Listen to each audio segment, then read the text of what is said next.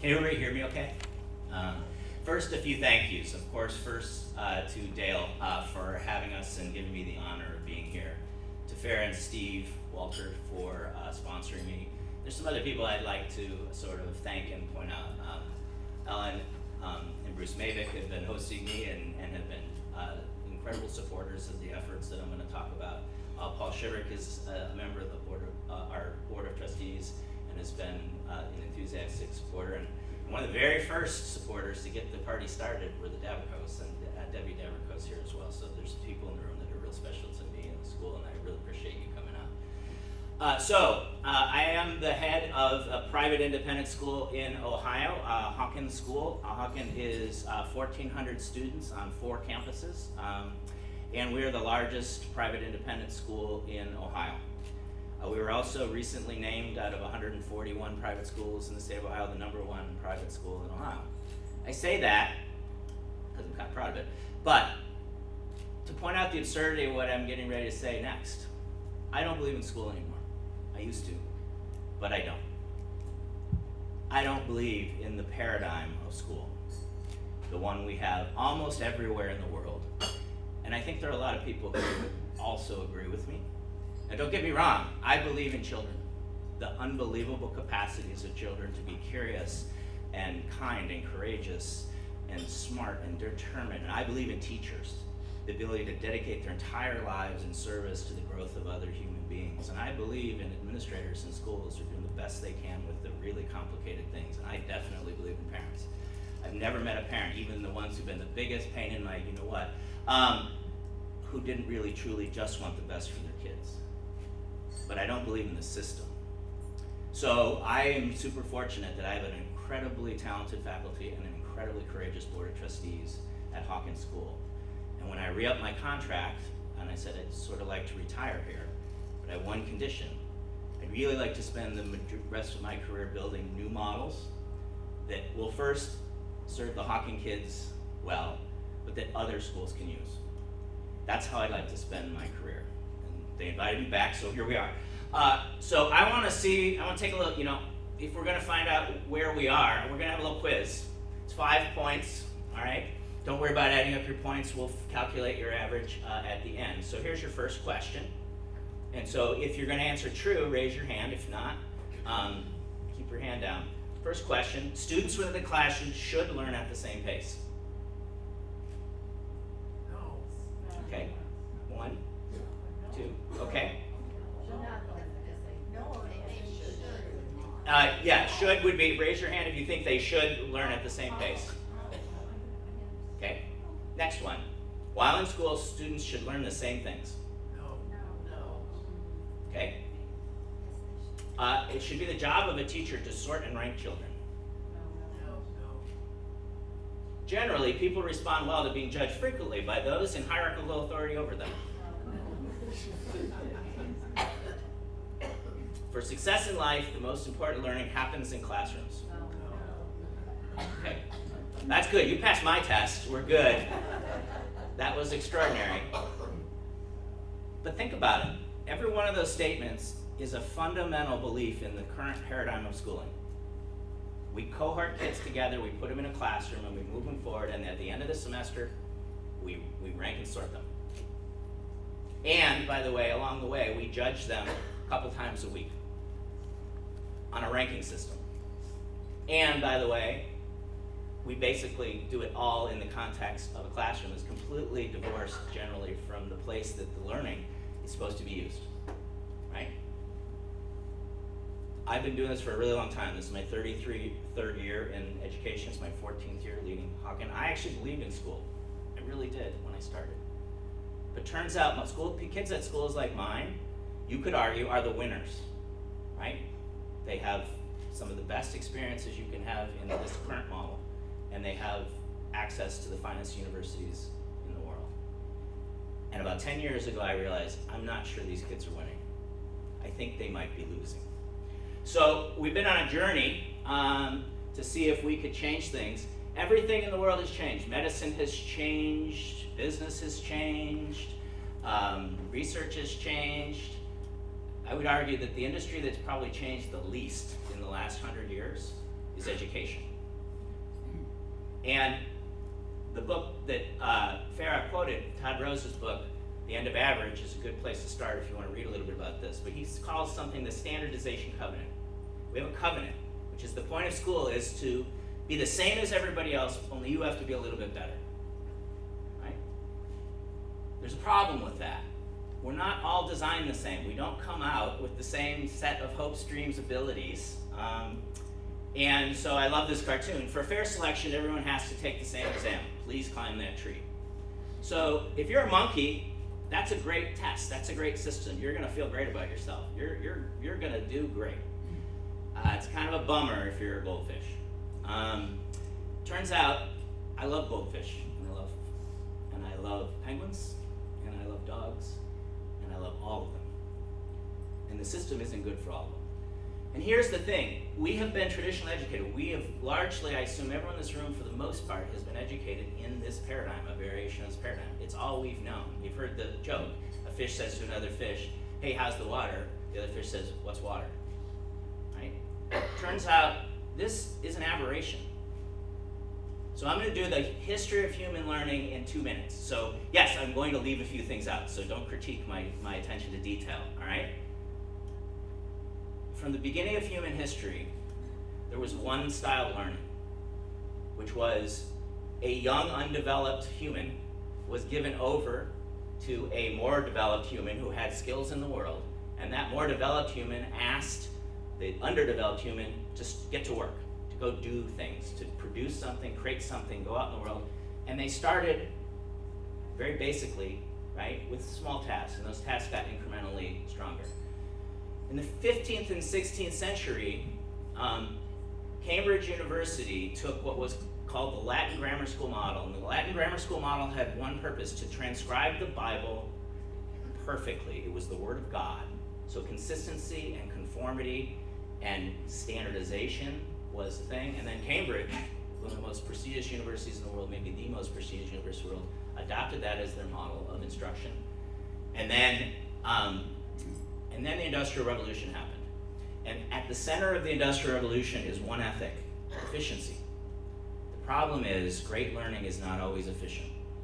And there was a need for it. All over the world, we went from just educating the elite to deciding everybody should have a compulsory education. The governments had an obligation, and that's a lot of people. That's really expensive. We've got to find an efficient way to do that. Turns out, if you take the model of industrial production and you overlay it on the education of children, it becomes more efficient. It becomes cheaper and easier and faster for the adults. So our paradigm really got locked in starting in the late 19th, early 20th century. The College of 10, college presidents said, high schools are teaching whatever they want, and whatever they want, we got to stop that. And they came up with a document that told high schools in the United States, you need to teach biology, chemistry, physics, separate departments. And I thought this was apocryphal. It's not. Do you know why in most high schools in the United States, science is taught in that order: biology, chemistry, and physics? Alphabetical. Because they didn't want to fight because nobody wanted to teach freshmen. Everybody wanted juniors. So they finally just did alphabetical. It makes no sense to teach biology before you teach chemistry. None. Biology is full of chemistry. It's impossible to know biology without chemistry. Letter grades were introduced by Mount Holyoke University, and I'll do a number on them in a second. And then Frederick Winslow Taylor. Raise your hand if you know who he is. Right? It's the father of modern industrial production, the assembly line. He wrote a treatise called The Principles of Scientific Management, and it was a huge hit. It revolutionized processes all over the world. And then Edward Thorndike said, wow, that's really great. We could do that to education, and wrote his own treatise, The Theory of Social Measurement. Edward Thorndike believed that some kids were educable and some weren't. We needed a ranking and sorting system to get rid of those kids who really we shouldn't spend any time or money or resources on. It's actually explicitly written in his document. Turns out Thorndike won the argument. The very first multiple choice test, which we measure everything with, was invented in 1914 by a graduate student at Kansas State Teachers College who did it as a thought experiment. And he said, quote, This is only a test for lower order thinking for the lower orders. It was really for new immigrants to find out where they were, just a placement test. And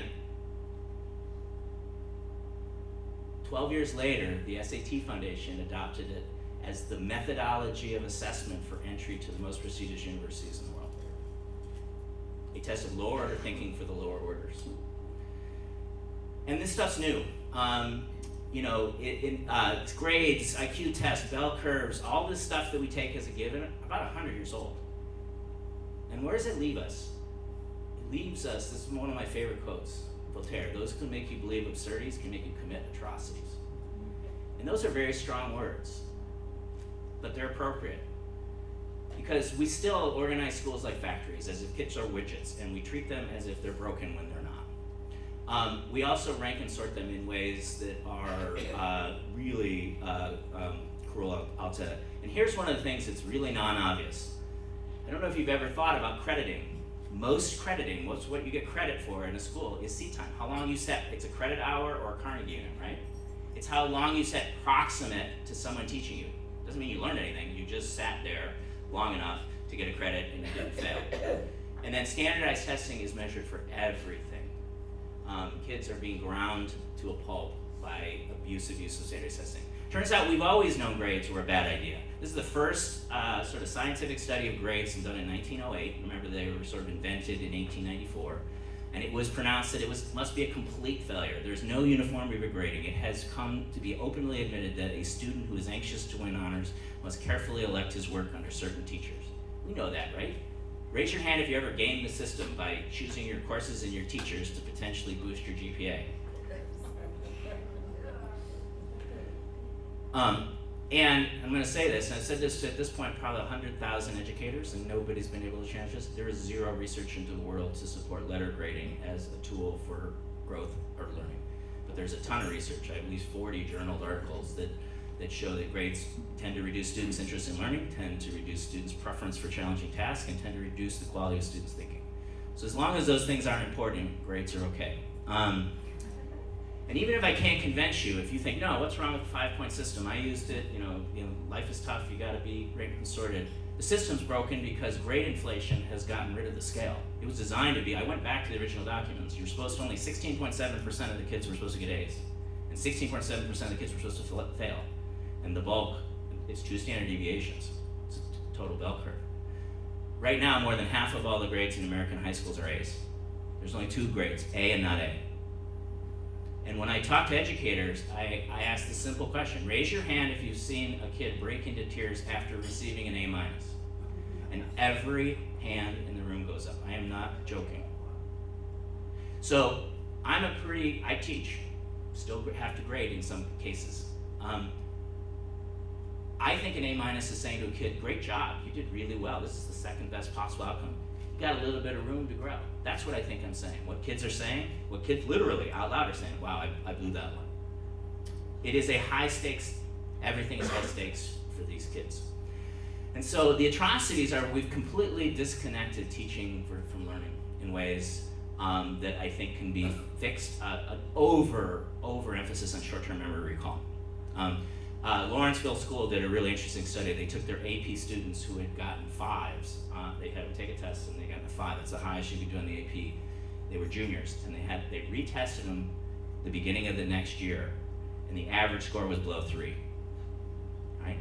So, and don't take my word for it. This is the provost at Stanford in 2006. Increasingly, we're seeing students struggling with mental health concerns, ranging from self-esteem issues, developmental disorders, depression, anxiety, eating disorder, self-mutilation, and suicidal behavior. Harvard, too many of the students, perhaps a year or two, using college as a treadmill manure, wake up in crisis not knowing why they've worked so hard. These are the winners.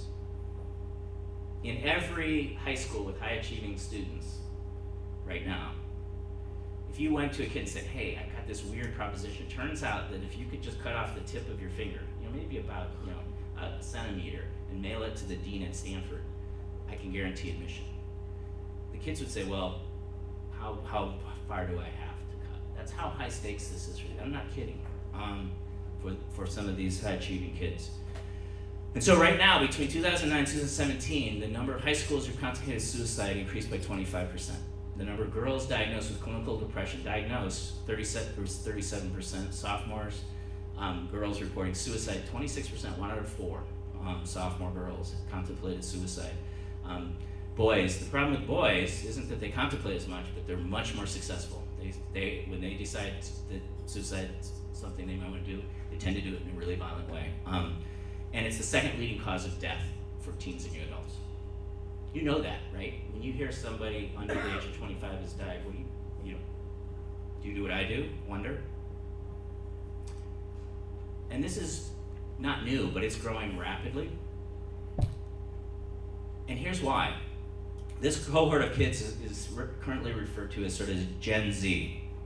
Don't ask me how they do this, but this is their, they were brought up bubble wrapped. They were brought up in an era when fear about childhood safety, right? Remember all the kids' faces on milk cartons, right? They didn't go outside and play and fall down and get dirty and skin their knee. They were brought up with highly structured, highly organized activities organized by adults for them. Caring adults who wanted them to grow and do the right things. And they're maturing much later. They're much less likely to have a job, they're much less likely to have a serious relationship, they're much less likely to drive much later in life. And humans, actually all mammals, are designed to be anti-fragile. If you stress your immune system a little when you're little, you have a stronger immune system. If you stress your muscles, you get stronger. If you stress your bones, they get stronger. We're designed to have a little bit of social emotional stress in our journey. And these kids didn't get very big doses of that. And the world they live in is brutal. You all know the political demonizing the other that's happening in the world right now in their world. They feel it, they see it. And what you don't know is that their world, you know that it's out on the internet, it's in social media.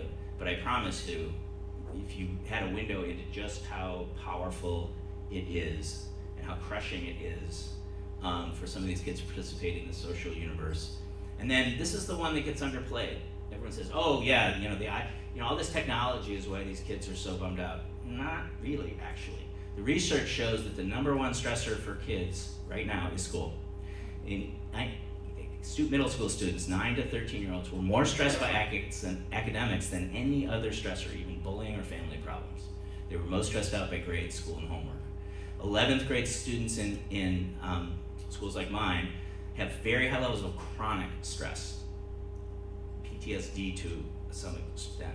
This is a stat from NAS. These are independent schools like mine that show that only 8% of the kids are getting 8 hours of sleep at night. So 92% are getting. The American Academy of Pediatrics says that 9th and 10th graders should get 8.5 to 9 hours of sleep, and that 11th and 12th graders should get 8 hours of sleep. These kids are zombies. And if you don't doubt how dangerous that, look up, Google, effects of sleep deprivation on learning, effects of sleep deprivation on growth, especially sleep deprivation on mental health. But this is a really important point. This is not a people problem. Yes, we have lousy teachers in some schools. Yes, we have lousy administrators in some schools. But the reason we do is because the system is so repulsive to talented people who want to be teachers that they do something else. This is a systems problem. I would have no problem in a different system getting some of the most talented people in the world, and we have proof of it. It's called Teach for America. These kids come out, they're ready to go, they go for 2 years, and the vast majority of them never teach again. So, parents, I ask parents, when you first held your child, whether it was adoptive or your own biological child, what did you want? You know the answer, go with your first answer? What was your first answer? Learning. Happy. What else? Healthy, happy, learning. What else? Curious. Right? Loved, relaxed. Generally speaking, I can put almost every set of parents' answers in one of these two buckets or both. I want my kids to be happy, and I want them to find some kind of success. And success could be love, success could be, passion for what they do, could be financial attainment, educational attainment. I want happiness and success. And that sounds silly. Of course everybody wants happiness and success. Turns out there's research on happiness and success that shows that there are 3 preconditions that if they all align, tend to predict powerfully a likely outcome for happiness and success. And they are, most importantly, purpose. Do you wake up in the morning and think whatever you're getting ready to do matters?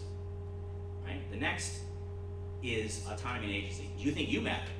That your role in this actually is used. If you show up, that you'll have some voice and agency. And then what this talk is about mastery. That you feel like you're either good at something or you're working really hard to become good at something, right? So purpose, mastery, and autonomy. If you can get that to happen in the life of a kid, I promise you, almost always, that's what you want to see. So what if school is organized around the idea of finding purpose? Of figuring out what you love to do, what you could be really good at, and what the world needs from you. Just because you're good at it and you love it doesn't mean it's, you could be living in your parents' basement for a long time. And I love my kids, but I kind of hope they leave my basement. So mastery learning is the oldest form of learning. We are, regardless of whether you believe in our creator or evolutionary biology, it doesn't really matter. We are wired to look up to older people who have skill and success and a sense of purpose and want to emulate them. Babies at 3 months, if you make a facial gesture, they will mimic it. They will mimic the facial gesture. They will mimic the other gestures you do. We are wired to do this. So mastery is the effective transfer of learning into the world. So if you learn something, that's great. But if you can't actually use it later, not so great. So I want to show a short video to make a point. I'll just show the video.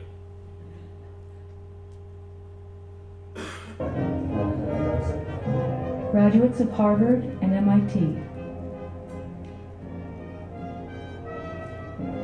the Massachusetts Institute of Technology. We are the premier engineering and science institution in the world.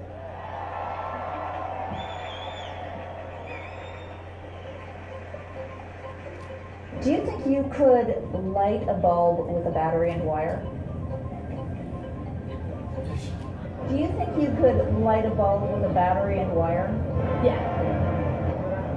Light a bulb with a battery and a wire. Maybe. Yes. Definitely. Do you think you can light a bulb with a battery and a wire? Battery and wire? Oh, yes, why not? Okay. Definitely. Okay, can you do that?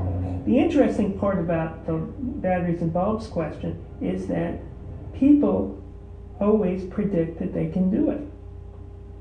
Students say, of course I can do this. Any hints I should have here? Teachers say, of course my students can do this. Ow! Do you know why that didn't work? I have no idea.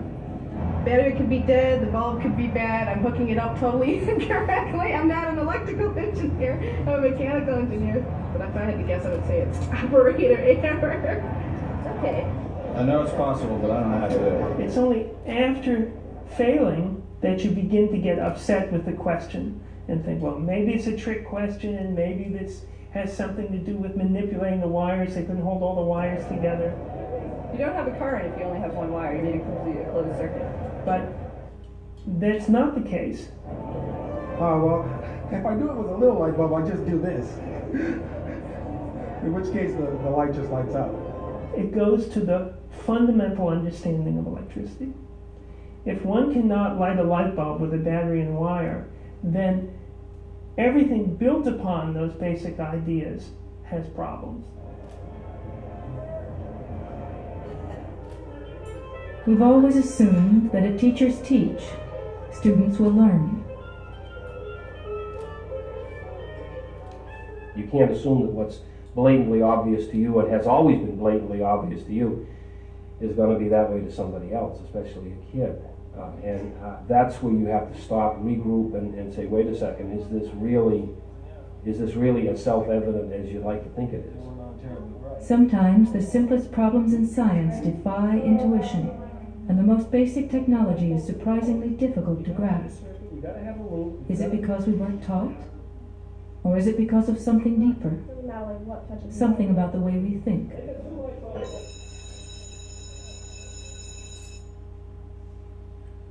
Wasn't thinking at Harvard and MIT, I promise. But I guarantee you, you'd have a better shot of getting those students to answer the question of what is Ohm's law, right? Than light a battery with a wire and a bulb. We've disconnected learning from its natural place in the world. And that's really sad because guess what? The real world's fascinating to kids. They're absolutely absorbed by it. Turns out everybody except educators thinks we're doing a really poor job. Every survey in the world, when you ask, how are we doing? With a few exceptions, Finland might be one of them. We're not doing so well. Educators, on the other hand, we think we're doing great. Why? We love the system. It was great for us. That's why we plugged ourselves back into the paradigm. Turns out mastery-based learning isn't new. It's a super easy concept. If you take a group of kids with a bell curve of aptitude, really highly capable kids, little kid, and you have them do the exact same thing at the exact same pace, you get almost always the same achievement, the same rate. Turns out if you make achievement fixed and time is flexible, some magical things happen. All of these kids, additional kids, can actually learn this stuff. If you have a B- in Algebra 2 and the semester runs out, did you really learn all the algebra you needed to? No. But you might not ever see it again. And it turns the testing is great. There's a million testing. The most effective form of instruction is one-on-one tutorial. Nothing has ever beaten it. It's 2 full standard deviations better than what's called conventional instruction, which is cohort. It's what I'm doing right now. Mastery learning, where kids are working on things at different paces but with the same achievement goals, has at least 1 standard deviation, usually slightly better than that, improvement over it. So, oftentimes the biggest critique of this is, well, you're making school too easy. No, we're not. There is no such thing as achievement without pressure, right? But there is such a thing as healthy pressure and toxic pressure. And so this is what's called, so on the performance, high performance, high pressure. It turns out there is a point where it doesn't work out, right? Here it's too easy, and you're stretching your strain zone, that's about right. But what happens if you push people too far, right? They crater. This is called the zone of proximal development. There's a lot written about this. This is where the deepest learning happens. The longer you can keep a kid in this range on a task, the more they will learn, right? Turns out, however, real thinking is hard. We avoid it, and I could get it. When you drive home from a place you've been familiar, do you have to really think about it? No. It's actually physically exhausting to think hard. And everybody's wired differently. So for this kid, their ZPD, the distance between I'm feeling great about this and I'm freaked out, is about that big. You know these kids, they're feeling great and then they're freaked out. They're actually easy to manage, right? You can see it coming and you can calm them down and find different things to do. These are our kids at my school.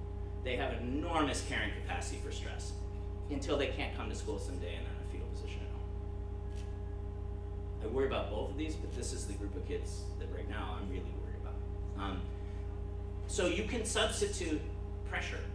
Intrinsic motivation, like working on a real world problem, creates pressure if the person who you're supposed to solve the problem for is coming to see if you have an answer.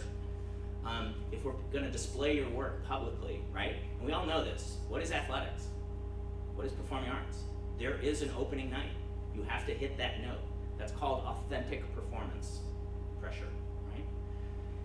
And here's the most important thing I'm going to say today. There's a lot of language around how technology this and technology that is going to fix education, and there are tools, and they can be really useful. But the only thing that always works is a relationship between a trusting adult with expertise and a kid who admires them. That's it. And anything that gets in between that is a problem to be solved. Raise your hand if this is true for you, that part of your success, this is a room of very successful people, was that somebody at some point in your trajectory believed in you more than you believed in yourself, and you admired them enough that you did things you didn't think you could do. Raise your hand if that's part of your journey. Right? I think you can systematize that, and I think you can scale it. So we're trying to create a new model at my school called the Mastery School Model. At one point, there was one Montessori school in the world. Now there are 22,000. And so everything we're building in its first phase, we're trying to get out into the world. Public schools, charter schools, private schools. And this is how the Mastery Transcript, the Mastery Transcript was a side effect, it was a side project. It was a necessary thing to do to get where we wanted to go. Because I think schools should be organized around these 4 things. Real world problem solving, taking the kids out in the world solving problems with both a teacher and a real world expert. New teaching methods, not really. The oldest form of teaching ever needs to come back. And then we're gonna use a different crediting system, which I'll try to talk about in a few minutes. And then collaboration. You know, how many of you, when you went through school, there were times when if you collaborated, it was called cheating and you got in trouble. Remember that? Once you left school and you had a problem to solve, did you talk to your peers to get help to solve it? Did you learn something by talking to your peers in order to solve something you didn't know? Yeah, the teacher isn't the only person that can teach kids things. If you're on a team and one kid's really good at math and you happen to be assigned the quantitative analysis, you can turn to the kid next to you. So collaborative, diverse teams with kids with different backgrounds and talents. So what we're doing is a 3-way partnership of 3 separate nonprofits. Hawkins School, the Korda Institute. Doris Korda was the associate head of Hawkins School. I hired her 10 years ago. As we started to do this work, so many schools from all over the country wanted to see it that she started doing workshops. That's now, she left and she now has worked with 700 different schools, public, private, and charter, to teach them how to teach this way again. And then the Mastery Transcript Consortium, which I founded 4 years ago. So a new school model, new ways of teaching. I'm gonna go through this really quickly. The whole idea here is that there's 2 ways to innovate. Remember the quote before. If you want to, you can't change reality. To change reality, you have to create a new model that makes the old model obsolete. There's 2 ways to do that. The school within a school, right? You can take a wing of a high school, have a group of teachers and volunteers. But radical change within school has to start with volunteers only. Anytime you conscript people to something, you immediately have picked a fight and a battle and a war. So part of what my peers want to know is, how can we do this? Well, create a new entity somewhere and build it from scratch.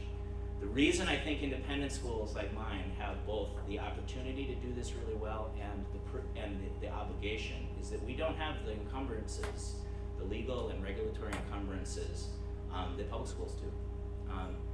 If we can convince our board, our faculty, and our parents that it's a good idea, we can, for the most part, do it.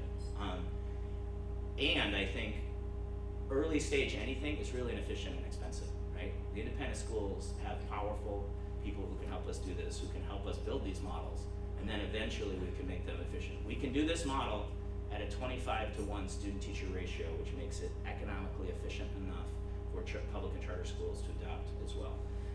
And so I'm gonna sort of highlight this just to save time, but in our current school, our current high school, right, this is the beginning of the school year, right? And we take 1 class out of their schedule. So they drop 1, and by having 1 fewer class, these classes, these other remaining classes, get more time, and so they finish at Thanksgiving. So their first semester is done at Thanksgiving, right? Then they do what's called an intensive. Intensive is 1 class all day, every day. Colorado College, if any of you know their model, right? But because you as a teacher, you only have 1 set of kids, and as a kid, you only have 1 class. You can go anywhere in the world. You're completely mobile, right? So we take our kids all over the place. Then they have winter break, they do their 5-course rotation, and then they do another intensive. This is important because because this new school within a school, the Mastery School, is 14 miles away from our existing high school in University Circle, the northern edge of University Circle, Glenville in Cleveland. But during intensives, we're 1 big happy school. We're going to integrate these schools back together. But the kids in the Mastery School have a very different schedule, and they're doing very different things. First thing they're doing are these courses that we call macros. These are teacher constructed courses, but if you imagine a 6-period schedule, it's 4 of those 6 periods smashed into 1 big interdisciplinary course. Everybody got that? So it's over half of a student schedule is this 1 course called a macro. But they're done differently. In a macro course, you come into class, and the teacher doesn't teach you anything. The teacher on the first day says, "Welcome to class. We have so-and-so here from this company, from this nonprofit, and they have a problem. And they would like you to work on this problem. We're gonna spend 3 weeks, 4 weeks, 2 weeks working on this problem. And by the way, your final for this is, and you're in competitive teams, So the teams are trying to come up with the best idea. And in 4 weeks, this person will be back, and they'll periodically come in to be available for some advice. And we're gonna go on site and see their company, see their business, get to work. And the kid's like, what are we supposed to do? And the teacher goes, I don't know, what are you supposed to do? Turns out that if you don't answer their question, they get really frustrated and curious. And they start asking for knowledge. We don't know how to do this. We need to know like statistics to do this. Okay, would you like to know statistics? Great, I know statistics. Let me teach you some statistics. We have learning backwards. We teach them all the knowledge and then we dump them out in the world. How about if we show them why knowledge is useful, right? So that's what a macro is. Right now, we've been doing this for 10 years. We have a macro called entrepreneurship. We have a macro called engineering, and we have a freshman macro called PhD. It's integrated physics, humanities, and design. One of the design challenges for a freshman is you have to grow food on Mars. And NASA, and we worked with NASA. We have NASA Glenn in Cleveland, and the NASA Glenn scientists who are actually working on this very problem. We're working with our kids. If you don't think that's kind of cool, an interesting way to go to school for a 14-year-old, you should see some of our videos. But there's a whole bunch of other macros that we can create that get kids out into the world solving real problems. We also are going to make time for wayfinding, purposely helping kids figure out who they are and what matters to them and why they could matter in the world. And then the last, and this is one, is we're going to personalize the experience. Think of the macros as the bricks in the wall, and the micros are the mortar in between. And everybody's set of micros is unique to them. These are individualized small projects that have a learning goal embedded in them. So a kid's schedule could look like this. They have a big macro and they have projects. And so this is a 4-week project, double block, and these are a series of projects. It's a project playlist, right? But each project to be approved by a student has to have 2 things. It has to have a learning objective, and it has to have something they produce. A video, a paper, a presentation, something tangible they have to produce by the end of this journey. And this is how time can be flexible. So for this student, this was the plan. Project A went as planned. Project B needed an extra week, so the kid got an extra week. Student started C, but got super excited to get into D early, and the teacher approved it. D ended up being a bigger project. E, the mentor for E moved out of town, so we bagged E. And that's how the cycle goes. So we're not just going to start this the first semester for kids. We're going to teach them they can put things into their toolkit, study skills, learning strategies. And so in a 4-year schedule, you have these macros, which are these big blocks, and you have these micros, and this micro pathway is unique to you. So at a what you should know is that about half the kids' experience is teacher constructed, real world problem solving, but the other half are specific projects that are unique to every kid that have a fingerprint that looks just like them in terms of their learning objectives and their growth is specific to them. And this combo is powerful because turns out we know a lot about the human brain and how it works. When you want to solve a problem, right, you think critically about it. If it's not very hard, you're done. Like 2 + 2 is 4, we're done. It's only when you fail that you go, wait a second, I gotta think bigger. And you pivot to generative thinking, to creative thinking. And the research is compelling. There is no argument anymore. The pivot back and forth between critical and generative thinking is where deep learning happens. And when you're out there generative thinking, it isn't until you have an insight, like, okay, I'm thinking of, that you finally ultimately decide, okay, I'm gonna try this. And it's a cycle. What happens during that cycle is that the part of your brain that is responsible for emotions gets triggered. It's frustrating not to get the right answer, right? So here's another test for you. If I took this half of the room and I gave you 5 challenging questions and you couldn't get any of them at first, right? But I gave you a few hints and then you worked a little harder, and a few more hints and you worked a little harder, and then you finally got all the 5 answers, right? And I took this half of the room and I gave you the same problems, right? But I gave you no hints. You just struggled and you struggled and you struggled, and you actually never answered the question. You never knew the answer. I never gave you the answer. You never figured it out, right? And then 3 months later, I retested both of you, both groups. This isn't theoretical. This has been done multiple times on similar kinds of questions. Which group would perform better? The ones that were given teacher guidance to a real answer, or the ones who were left stumped? Raise your hand if you think that people with teacher guidance to the right answer would get the best outcomes. Raise your hand if you think it's the other group who would like to stop it. Every time, by significant margins, it's the people who never got the answer. Turns out, not getting the answer creates a sense of rumination. You will keep thinking about it and keep thinking about it. Soon as, and actually you can see this as an MRI, as soon as the answer is given, the part of the brain that is responsible for thinking stops. It actually stops. Stop thinking. I got the answer. I'm done thinking. Because that was hard. I don't want to do that anymore. So, I'm going to skip this for time, because I just want to get to this, which is, I think to learn you have to fail forward. Whoever fails forward fastest learns the most. But now failure, an A-, is fatal. It's going to ruin everything. My whole life is over. Kind of a problem. So we created an answer, which is a new pathway. I aggregated, I said this last night, so I apologize for being redundant. A lot of my background wasn't in private school admissions, so a lot of my friends are, in fact, college deans of admission. And I knew a couple of dirty little secrets. One was that kids from my schools like mine are 1% of the total population, 1.2% of the total population of kids in the country. But they're 10% of the enrollments of Ivy League colleges. We're 10 times overrepresented.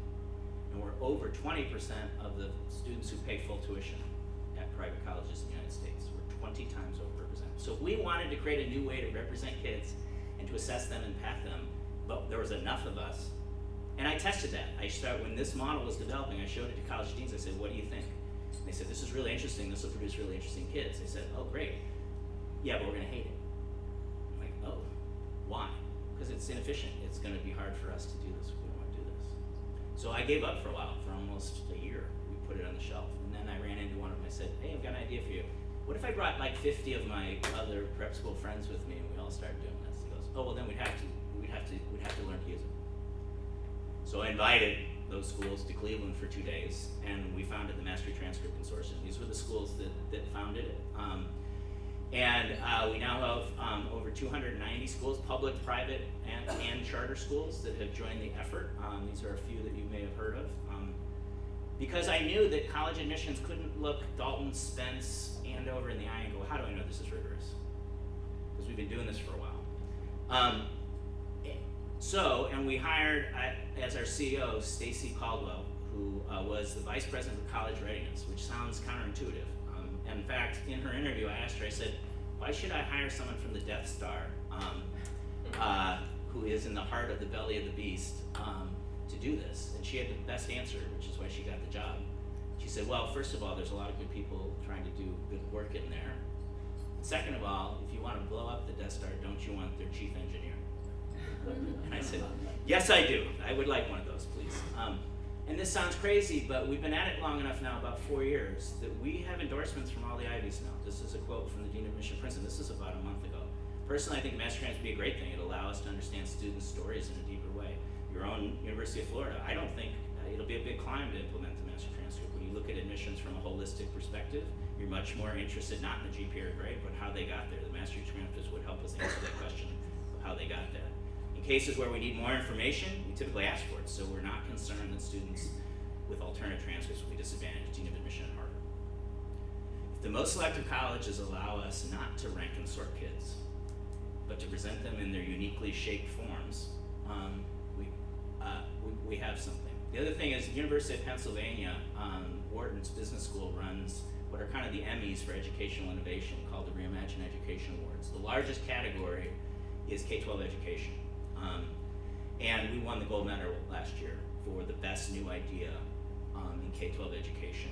And just so it's not a kooky thing that we cooked up in our basement, these were the universities that were the judges. You have Stanford, University of Hong Kong, Ohio State, Princeton, and it was sponsored by Amazon, Google, Microsoft, and IBM. So this is a Mastery Transcript. I'm gonna actually stop here and let you guys eat lunch, and then maybe in the Q&A I'll give you a chance. But I want to point out one thing before we do that, which is this transcript is not a piece of paper. It's a web page. It's a secure web page. When you go on, the front page is your summary. And theoretically, college admissions people, just from this page, will know enough to decide to admit a child or not.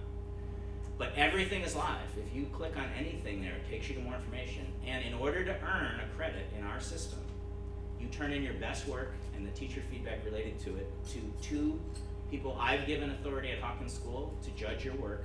And if it's good enough, it goes right in your transcript. So if you were the middle school national debate champion, you could get your public speaking credit the first week of school. You have evidence, it's credible, right? That means you should move on to something else. And there are 2 kinds of credits. Foundational credits, which are graduation requirements. Minimum everybody has to learn the floor. And then a whole series of advanced credits that incentivize kids to keep reaching in different areas. And this literally is the shape of the kid. These are areas, and you can't really read it, but instead of English, math, history, there's socio-emotional acuity, communication and self-expression, citizenship and decision-making, problem-solving and critical subjects, quantitative reasoning.